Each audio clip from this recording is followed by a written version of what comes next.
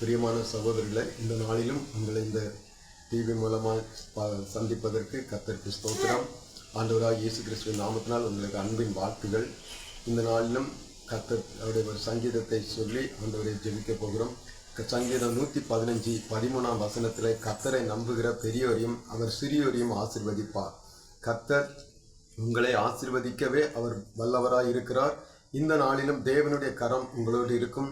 அவர் இஸ்ரவேலை காக்கிறவர், அவர் உறங்குவதும் இல்லை தூங்குவதும் இல்லை என்று சொன்ன தேவன் உங்களை நிச்சயமாகவே உங்களை எல்லாவற்றிலும் தகப்பன் உங்களை ஆசீர்வதிக்க அவர் வல்லவராயிருக்கிறார்.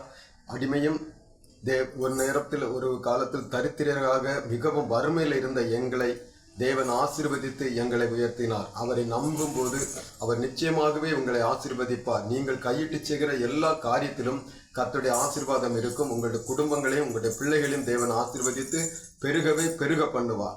கர்த்தர் உங்களோடு இருப்பார். எல்லா தீங்குக்கும் உங்களை விலக்கி காப்பார். நீங்கள் கையிட்டு செய்கிற உங்களுடைய தொழில்களிலும் தேவனுடைய ஆசீர்வாதம் இருக்கும்.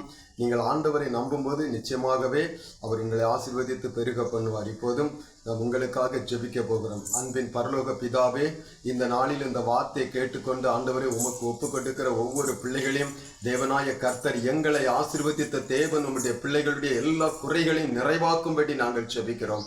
ஆண்டவரே, கடன் பாரத்தில் இருக்கிற பிள்ளைகளுக்கு தேவன் இறங்கி அவர்களை கடன்களை அடைக்க கர்த்தர் உதவி செய்து அவர்களை ஆண்டவர் ஆசீர்வதித்து பெருக பண்ணுவீராக.